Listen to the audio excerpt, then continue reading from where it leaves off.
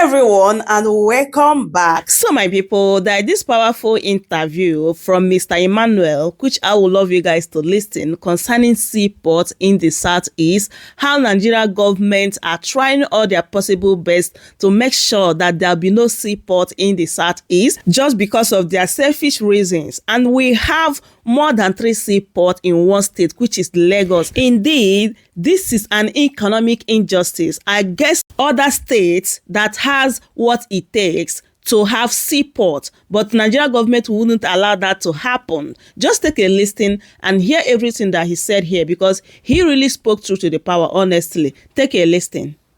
Steve, thank you. Very interesting question you asked. First of all, I will have to commend the Taiwo Oyedele committee that has done very fantastic work over the last 14 months on the tax bills. Very fantastic work that goes through every sector. I like to say that this is the most consequential reforms that Nigeria has seen since it got independence in 1960. And I'm very, very optimistic that the reforms, the tax bills, when they are passed, is going to raise the revenue, especially tax to GDP ratio, and is going to strengthen the fiscal structure of Nigeria. But then, to the very important question of today, I'll tell you what. Lagos is a city of about 18 to 20 million people. We don't really know our accurate census in Nigeria because, you know, we've not had a real census in a very long time. But let's just say Lagos is a city of about 18 to 20 million, occupying 30,527 square meters. I think which is the smallest landmass in Nigeria. It has a GDP of over $4,500 per capita when you look at it in real times, compared to the per capita of Nigeria of about $2,520. The question now becomes, of the 6 different ports in Nigeria, Warri, Onne, Calabar. Calabar, by the way, was the first deep sea port in Nigeria because Calabar was the first federal capital of Nigeria. Apapa, Tinkan, you know, how many of them are operational? How many of them are operational today? Look, Onne Seaport is designated as exploration and production for oil and gas, which means that if you're bringing any goods that is non-oil and gas cargoes, the rates that your charge is not, it makes the port uncompetitive. So if you bring a car through on there, you're going to pay more as compared to what you pay in Lagos, which means that Lagos will be the preferred seaport for bringing in cars and every other cargo. And cars, by the way, are one of the major imports Nigeria that constitutes a share of our major imports, especially from the US. Okay? Why would you not invest in raising the channel draft in Calabar? In 2006, a contract was awarded to a Dutch company to embark on rehabilitation of that seaport and to raise the channel draft. The government had issues with the company over contract variation costs, and that lingered for a long time. When the government attempted to go back to do it, the company says that you cannot, and the case was in court. In 2022, that case was taken out of court for out-of-court settlement. The immediate past MD of MPA says that, oh, they've taken the case out of court. We're going to work on raising the channel draft. The Calabar Seaport is dead. Like, you barely have vessels coming there, maybe 1 vessel per week compared to Lagos.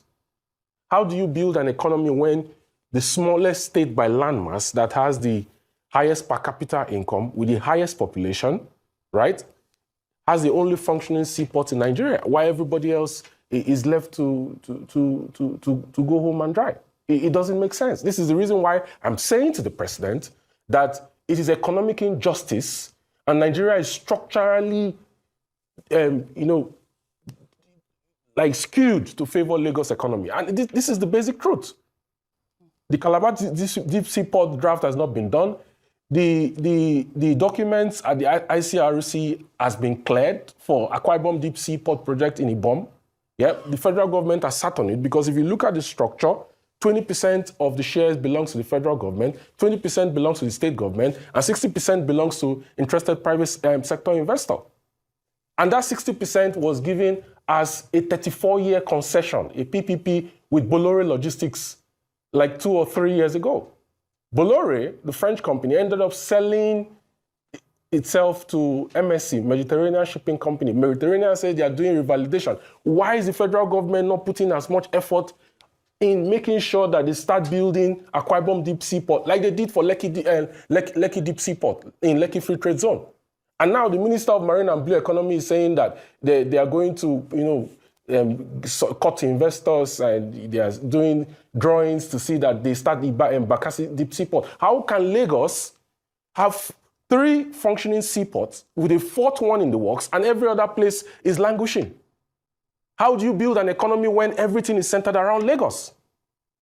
Is it because the Lagos establishment is afraid that if there's an operational seaport in the Eastern Maritime flank, which geographically is better for maritime operations, you're going to have diversion of port operations from the southeast, the south-south, the northeast to Akwa Ibom? Is it because they're afraid of revenue losses? It doesn't make any sense. We have to say the truth to power. All right. Kevin, you're right. We have to say the truth to power. And thank you for doing that as well. And, yesterday you put out a series of tweets highlighting these issues regarding the Calabar seaport. But you also stated in your tweet about the fact that the Southeast is the only region in the whole of Nigeria that doesn't have a high-pressure transmission pipe for gas running through it. I'd love for you to highlight that as well. And now you've asked the federal government to decentralize port operations to the Eastern Maritime Corridor, so that the Southeast and the Northeast can benefit. Now, why do you believe that this has been so difficult to achieve? Oji, it's interesting you ask this question. And the reason I don't know what the Southeast Governors Forum are doing. I don't know what they discuss when they meet. But there are critical areas that we must address and we must bring to the table as soon as possible. The Southeast, yes, is the only region that does not have a high-pressure gas transmission pipe to take natural gas through it. You have the AKK, the Ajaokuta, Abuja, Kaduna, Kano. There is a second phase of that AKK that goes to Gausu in Zamfara. Now, in that AKK, you have pressure metering and reduction stations in Gwagwalada for Abuja. You have in Kaduna, you have in Kano. And then you're also going to have in Gausu when the second phase starts. That AKK is what the government hopes to extend for transnational gas pipeline through Niger Republic to Algeria, even if I don't think that will be feasible because of the lack of diplomatic relationship between Niger Republic and the Nigerian government in Abuja. Okay? The Southeast does not have a pipe that runs through it, despite the fact that Abia State produces a lot of natural gas. In 2007, Ibe Kachuku designed Nigerian Gas Master Plan. And in that master plan, he put a 121-kilometer pipe that is supposed to extend from Aba to Owerri, to Enugu, to Onitsha, and then to Nnewi. The government says that no, they want to do a TNGP pipe extension from Abia State to Ajaokuta, and the second phase is going to go from Abia State to Enugu to Ajaokuta. That is going to take gas away from the Southeast, not through the Southeast. You need a pipe that extends that, because you need gas for glass fabrication, you need gas for urea, you need gas for power. 40% of the gas that is typically produced every day, either through associated gas that you get when you drill crude oil, yeah, or through non-associated gas fields. It's used for electricity. So how do you want to increase generation and increase feedstock to the Gencos in the Southeast if you don't build a high-pressure transmission pipe? Whose responsibility is it to make sure that this happens? It's the Nigerian Gas Infrastructure Company, which is a subsidiary of the NNPC Group. So my question to the management of NNPC is, why have they refused to commission FID for gas pipes to the Southeast? Why have the Southeast Governors Forum not gotten into a meeting with the president to ask him why the region does not have a gas pipe that runs through it? What exactly is wrong that it seems that there is like a calculated power share between the Northwest and the Southwest, and until every other region in Nigeria gets permission from the Northwest and the Southwest, nothing happens in their region. It doesn't make any sense. How can Mr. President be talking about renewed hope and economic transformation and increase in the per capita income of Nigerians and prosperity for Nigerians about building a $1 trillion economy when everything is centered around Lagos? Somebody imports a 40-foot container from Guangzhou to Lagos, and it will cost him 5 or 6 million naira to truck it to Aba. And you don't expect that he's going to pass on that inflation cost to the people, considering the fact that we don't have standard gauge rail lines that extend horizontally from the southwest to the southeast. It's marginalization, economic marginalization, and we have to speak truth to power.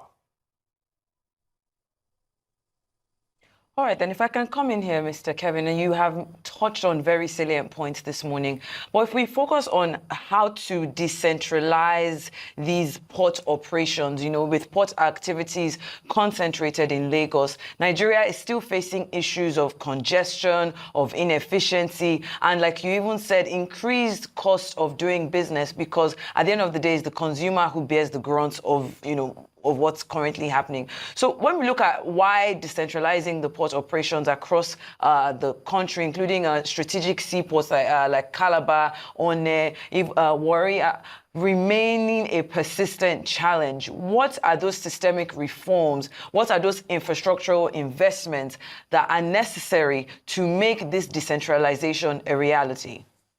Cheito, I'll tell you what. Well, one of the reasons why house rent has been skyrocketing in Lagos, which also contributes to inflation that you have in Lagos, is because demand is higher than supply of houses in Lagos. Lagos is creating, there isn't enough infrastructure to accommodate the population. And that's because you've centralized the entire Nigerian economy.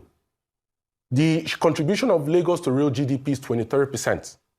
Lagos State's factor IGRA ratio is 22% to 78%, which means 78% IGR, 22% FAC. Lagos State generates 26% equivalent. Lagos generates revenues equal to what 26 states in Nigeria generates. 26 states in Nigeria, which means Lagos is the most viable economy. Okay? If you want to decentralize port operations, I'll give you an example. The proposed capex for the Ibom Deep Seaport is $4.6 billion. The share capital contribution of the federal government is about $920 million. The capital contribution of the Akwa Ibom State government is about $920 million. The capital contribution of the private sector investor, which was Bolore, that got a 34-year concession for the ports to build, operate, and manage, is $2.7 billion. How do you raise financing for the project? Afrexim will gladly put up counterparty funding for this Akwa Ibom State government. Akwa Ibom State government can go to the debt capital markets and raise a state government bond to finance its own share. Akwa Ibom State government has a lot of liquidity because it has 13% derivation. It has a huge share from FAC because it's an oil-producing state. The federal government can also get Afrexim to finance its own side of the capital contribution for the project. These are the kind of projects that the government is supposed to be borrowing for, not to borrow to refinance existing debts, or to borrow to pay salaries, or to borrow to fund the expensive lives of politicians in Abuja. You invest in capital projects that will generate revenue and create jobs for the people and improve their standard of living. So if you're asking me how we can decentralize port operations, I'm giving you a practical example of a seaport in the Eastern Maritime Corridor that can improve trade and can help to decongest Lagos. The Akwa Ibom Deep Seaport, by the way, has a shore to sea that is 16 kilometers. It's the shortest distance to deep sea in the whole of Nigeria. Shorter than Lagos, shorter than what you have in Lekki, shorter than Apapa, shorter than Tinkan, shorter than the proposed Badagry Deep Seaport. As a matter of fact, I'll tell you what. With the tension in the Middle East, you saw what happened to the aircraft, the Azerbaijan aircraft that flew through the Black Sea and was shot down by Russian defense missile. The Black Sea is close to maritime operations. The Suez Canal is also closed. A report came out last week that says Egypt has lost $7 billion in 2024 because of the issues in the Middle East, because of Yemeni terrorists, because of Iranian militias that are causing havoc to commercial vessels. Vessels that are coming from Southeast Asia are diverting all through the Cape of Good Hope down to South Africa. And then they turn back either into Western Europe, to South America, or to North America. In fact, Afrexim early this year and late last year commissioned a study, an internal study, to find the number of bunkering hubs in South Africa. Bunkering hubs are basically like terminals within ports that helps you to refuel and repair ships. They didn't find enough bunkering. I think there are maybe 2 operational bunkering hubs in the whole of that eastern down to the southern hemisphere of South Africa, of Africa. Now, if that Akwa Ibom deep sea port is allowed to operate, you can basically build a bunkering hub into it for ships that come through the southern maritime flank, South Africa, the Cape of Good Hope, to sail all the way to Nigeria, refill, do any repair or maintenance before they proceed on their onward journeys to Western Europe or to North America. The problem we have in Nigeria is that we don't have foresight. We bicker over the most mundane issues that doesn't affect the long-term prosperity and growth of the economy. The national debate is weak, it's shallow. There are critical issues we have to handle, and seaport operations is one of them, because you have governors going around telling you, oh, Kogi State got an approval to build an airport. An airport is not as consequential to an economy as a seaport. And if we don't tackle critical infrastructure, we're only going to keep dreaming and wishing. All right, Kevin, I get your point very clearly. But then when you say that the economy, on account of the argument that you are making, that the economy appears skewed in favor of Lagos, I wonder how this can possibly be the fault of the Lagos city boy who happens to be the president at this time. He's just been there for 18 months, as you are aware.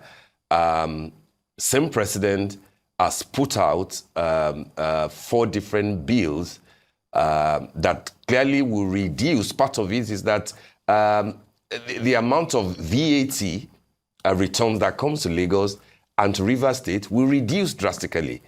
And so you can't, I'm not so sure of how fair the assertion will be to say that this president probably prefers Lagos to continue to be the dominant economic factor in Nigeria, even though there won't be anything bad if Lagos can maintain, its dominance. But then my point, therefore, my question to you is, what didn't the predecessors of the president, Asiwaju Bola Ahmed Tinubu, what didn't they see that you now want Tinubu to see and to implement?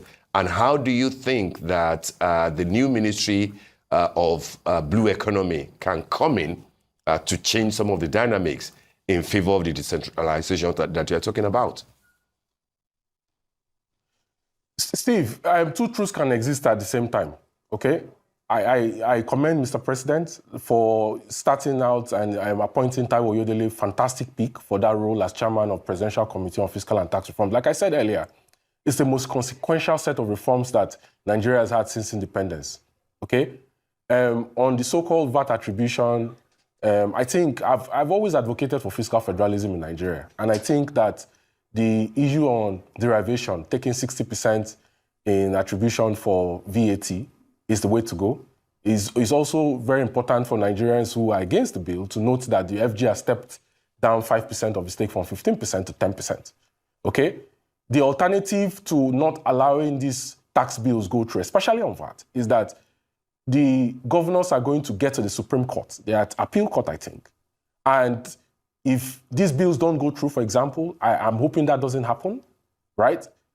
You're going to have every state implement a sales tax, which is going to be a chaos, like Rivers State and Lagos State had proposed when they sued the federal government of Nigeria under former President Muhammadu Buhari, okay? On the issue of the port operations, look, it is suspicious that Onne is designated as E&P and is only meant for oil and gas cargoes. And Calabar is not functioning, considering that Calabar was the first deep sea port in Nigeria, and Cross River was the first federal capital of Nigeria. It's suspicious that the process for seaport building and development is crossed ICRC, the Concession Regulatory Commission in Abuja, and the government has gone mute. Look, if you want to build a seaport, MPA needs to be at the forefront. The Minister of Marine and Blue Economy and the MPA, they need to be at the forefront of it. The state government alone can't make it happen. Because you need the federal government to give a seal of approval and validation to the investor that is going to take up the 60% contribution in the building of the seaport. If the federal government doesn't endorse and support it, the investor will not bring their money because the federal government will give guarantee to the project like it did for Lekki Deep Sea Port. So I find it suspicious that Calabar, they've refused to raise the channel draft, despite the fact that there's been an out-of-court settlement. You've gone cold on Akwa Ibom. Warri is not functioning. Onne is not competitive because it's only meant for oil and gas cargoes. And all of a sudden, Lagos Deep Sea Port is alive, is working. And then the minister is talking about doing Badagry Deep Sea Port. Is Lagos the only state in Nigeria? Lagos, look, if you speak to business people in Northeast, in North Central, yeah, they will tell you that they will prefer the Eastern Maritime Corridor, the Eastern Maritime flank, because it's shorter for them, it's better for them than Lagos. So is there a fear that if Akwa Ibom Deep Sea Port comes alive, there's going to be a diversion of traffic, of cargoes from Lagos to Uyo? Is that the fear? Why is the government not on it? If the president is serious and he means what he says, when he says he wants to revitalize the economy and build a $1 trillion economy, he should be at the forefront leading the charge to ensure that the seaport building and development starts. Why is he not talking about it? Why have they gone cold on it? Because definitely I can assure you that it's not the state government that is not making effort. As a matter of fact, the person leading the Akwa Ibom State team on development of the Ibom Deep Seaport is the distinguished maritime lawyer, Mrs. Umfam Usoro, who happens to be the first DG of the NIMASA. Obasanjo appointed her as the first DG of the NIMASA in 2006. She's a distinguished maritime lawyer that has over 30 years of experience. So why is the government cold on Ibom Deep Seaport? And it's talking about Badagry, when Lagos already has 3 functioning seaports. And the Lagosians are complaining about traffic and how congested things are. Look, see, let me tell you, there are 3 major factors that determine where companies site their operations: access to ports, access to raw materials, access to off-takers. If you build infrastructure for seaports in the Eastern Maritime Corridor, you have access to ports, you have access to raw materials that, for example, you need to import. Yeah? You have 2 out of 3. Companies will move. Companies move to areas and geographies that has infrastructure to support and favor their business. That's how they make decisions on FID. All right. Well, Kevin, you have highlighted a lot of points here, which a lot of people would, agree with. And, you've talked about the fact that, the Tinubu administration cannot claim to be progressive or tout renewed hope yet to restrict the maritime operations to the western flank. But, people would say, and I've heard that, nothing stops anyone from establishing a deep sea port in any region. And but like you have just rightly said, that, the seaport is on an exclusive legislative list and that the federal government has to be a part of. I'd love for you to debunk that claim even further, because I have seen reports saying that, people can go ahead and, build seaports in any region. And I've also seen a report that the private sector involved with the Ibom Deep Seaport, which is, I believe, MSC, has taken over concession and has revalidated, but cannot move forward because, like you said, the MPA is not saying anything about the 40%. I'd love for you to, elaborate on that point, especially that report. Oji, it's a very important question you asked, and thank you for asking this question. So, the alternative to it, if states could just go ahead and build seaports, you might have maybe 4 or 5 different seaports in the Eastern Maritime Corridor by now. That's not possible. You can't do it. Okay? Just like Dangote built a refinery and he needs all kinds of approvals from regulators, NEBSA for free trade zone status that he has, from NMDPRA for who is his primary regulator because he's in midstream, and supplying the downstream. And he needed the support of the government in providing crude oil feedstock, which they've not, been very great at. Most of those crude oil has been tied to all kinds of crude oil swaps and loans that NNPC is finding difficult to explain to Nigerians. Now, for seaport operations, you need the government to back you, because you have 40% of counterparty contribution that the federal government and the state government has to put up. I mentioned earlier that based on the capex that is scheduled for this project, $4.6 billion, the federal government is supposed to contribute $920 million. If they don't contribute their share, then they should excuse themselves from the process and say, we're giving 80% to the private sector investor and 20% to the state. We'll support you with all regulatory approvals to go ahead with the operation. If they refuse, then it means the process will be stalled. So contrary to what people are saying on, the state government should go ahead and source for investors, no, that's not the way it works. You actually need regulatory approvals, and you need the federal government to contribute its own share to the project, which is 20%. If the federal government refuses to contribute its own share to the project, then it should excuse itself from the process and allocate 80% to the private investor and 20% to the state. The state has several vehicles it can use to raise financing for this project. I mentioned earlier, Afro-Exim will be glad to support this project, considering Afro-Exim provided $3.45 billion for the building of the Bakassi Deep Seaport that the Cross River state government is championing. Okay? The state government can also issue a state government bond to raise a part of that financing for it. This is the most critical project. This is the most critical project for Akwa Ibom State. And it's a very important project for the entire Southeast, South-South, North-Central, and Northeast. For mostly half of the entire country. So I'm shocked that the government is not at the forefront pushing this. It's very surprising. Because it makes so much economic sense that if the government is not pushing it and they've kept mute and gone cold, then there is another agenda on the table.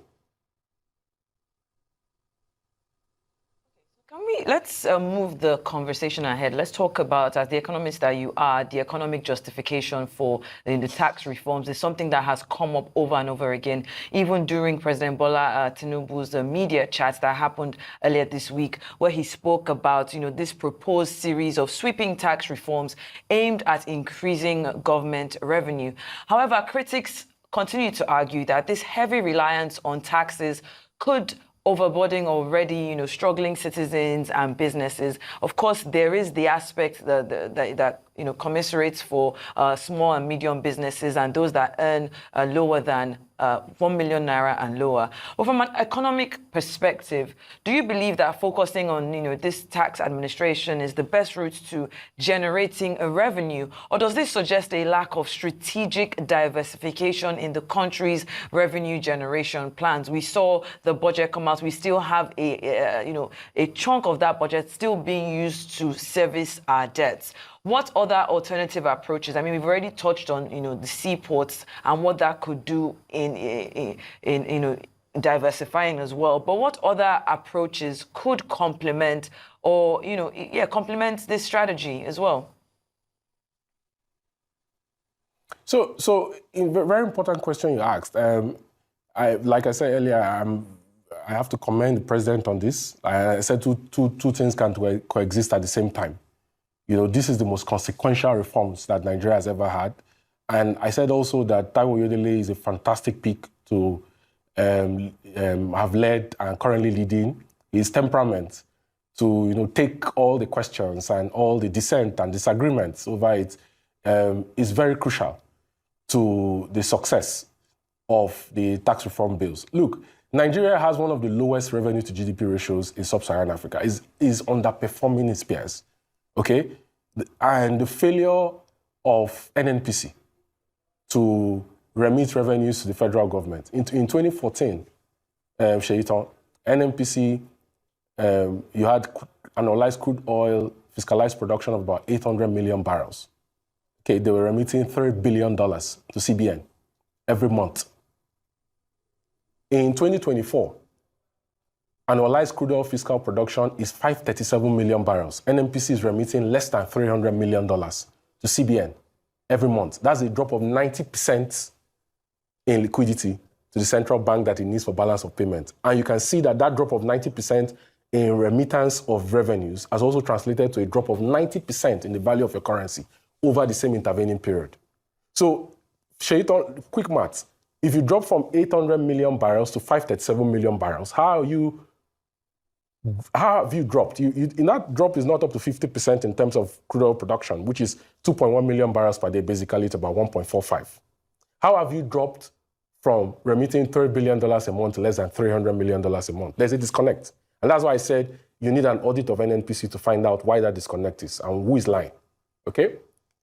The fact that you're not remitting revenues to the government means that your fiscal deficit, and Fitch had just come out. I think Fitch Ratings came out yesterday to say that Nigeria has to tackle the fiscal deficit reduction framework in its budget expenditure, in its budget proposals. Else, of course, they are going to revise Nigeria's credit rating down, and it's going to affect the different layers of the economy. Because if you have a high fiscal deficit, it means that you're going to continuously and perennially have budget underperformance. It also means that you're going to continuously borrow more money. Debt servicing in the 2025 budget is over 15 trillion, about 15.8 trillion of about 47.9 trillion. Debt servicing alone. The government is proposing to borrow about 13 trillion naira to fund the budget. It's not sustainable. So the tax reform bill, contrary to what people believe about it raising tax, it's not going to raise taxes. As a matter of fact, the poorest and most vulnerable Nigerians who own businesses, the limit or cap on which they are taxed has been raised from 25 million. So people who are excluded from paying taxes, small businesses, that cap has been raised from 25 million to 50 million. There's a global minimum tax that has been applied for large corporations.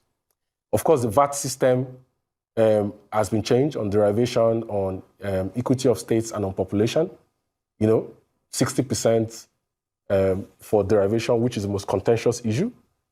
Usually when we talk about this bill, there's the temptation to believe that it's only focused on tax reform, but there's a lot of work that has gone also into fiscal reforms. The bill has strengthened local government autonomy and the structure, for example, of ensuring that local government chairmen present a budget to the councillors or ESCOs or the equivalent of House of Assembly for local government. There's a whole fiscal framework that has been designed for local government. They present the budget, they get FAC allocation directly from federation accounts. There's a framework for which they have to get SEC approval if they want to raise municipal bonds, or which is the equivalent of state government bonds to finance deficits in their budget framework. So it's actually going to strengthen government to the people. This bill has also revised all the nuisance taxes that are over 62. River State alone has about 92 nuisance taxes. All kinds of state and local government levies that disrupts the ease of business. This bill is going to help to accelerate the ease of doing business in Nigeria by reducing nuisance taxes from 62 to about 8.